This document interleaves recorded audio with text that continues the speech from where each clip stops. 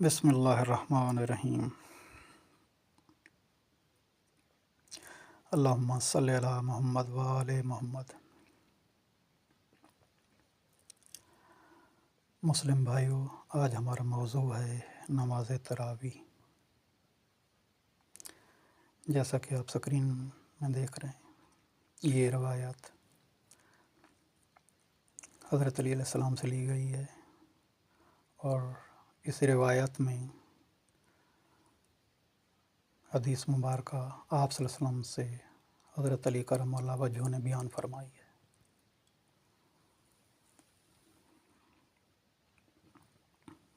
روایت کچھ یوں ہے: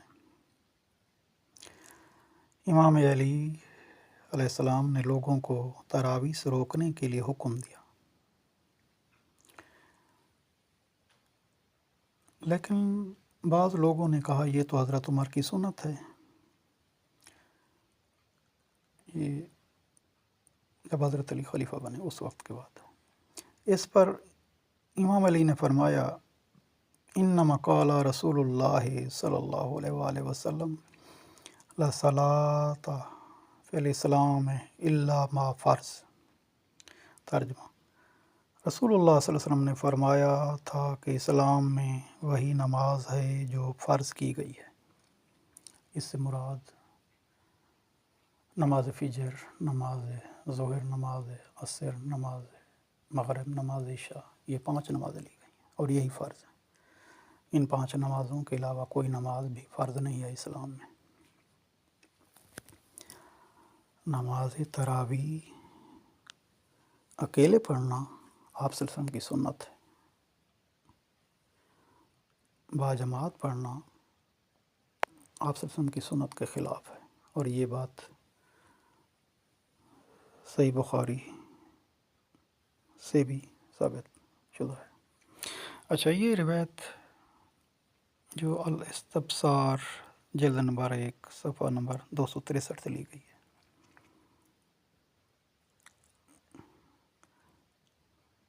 اس کا وہی مقام ہے جو بخاری مسلم کا اہل سنت میں ہے، ائمہ کی کتب میں اس کا یہی مقام ہے۔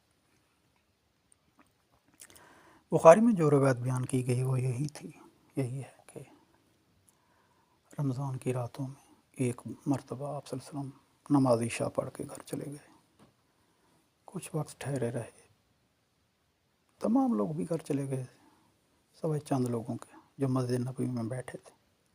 تو آپ صلی اللہ علیہ وسلم گھر سے آئے مسجد نبوی میں، اور آپ صلی اللہ علیہ وسلم نے اکیلے میں نماز تراویح ادا فرمائی۔ تو جو صحابہ موجود تھے انہوں نے ثواب کی نیت سے آپ کے پیچھے آ کے نماز شروع کر دی۔ ان کو حالانکہ آپ صلی اللہ علیہ وسلم نے حکم نہیں دیا تھا کہ آئیں نماز پڑھیں میرے ساتھ باجماعت۔ جب نماز مکمل ہوئی تو آپ صلی اللہ علیہ وسلم بغیر کلام فرمائے گھر چلے گئے۔ دوسرے دن بات کچھ پھیل گئی۔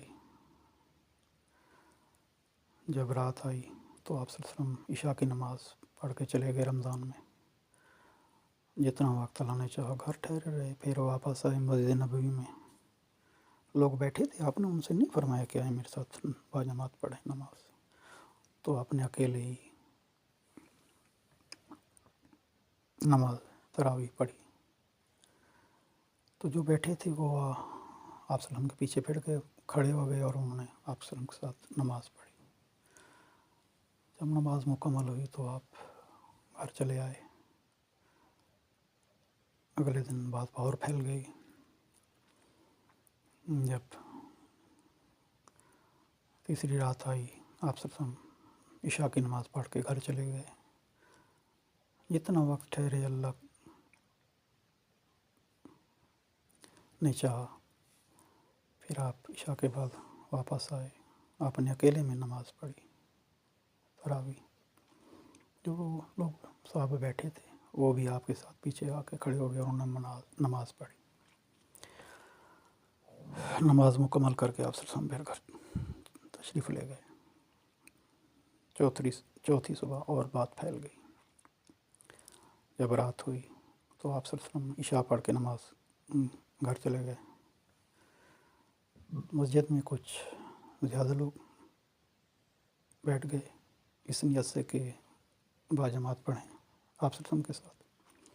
آپ کو اس کا جب علم ہوا تو آپ گھر ٹھہرے رہے۔ کچھ دیر بعد آپ مسجد نبوی میں تشریف لائے۔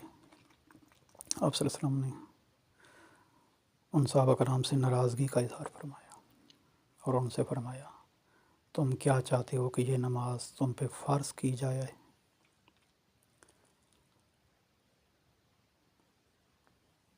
آپ صلی اللہ علیہ وسلم نے پھر چوتھی رات تراویح نہیں پڑھائی ان صحابہ کرام کو، اور آپ صلی اللہ علیہ وسلم نے زندگی میں کبھی بھی 30 دن تراویح نہیں پڑھائی صحابہ کرام کو۔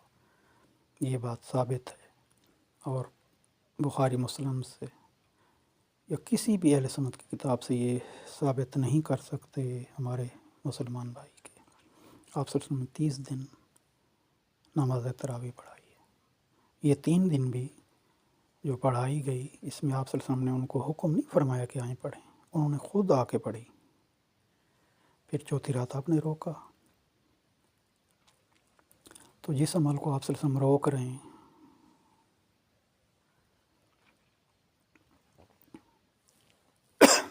بسم اللہ،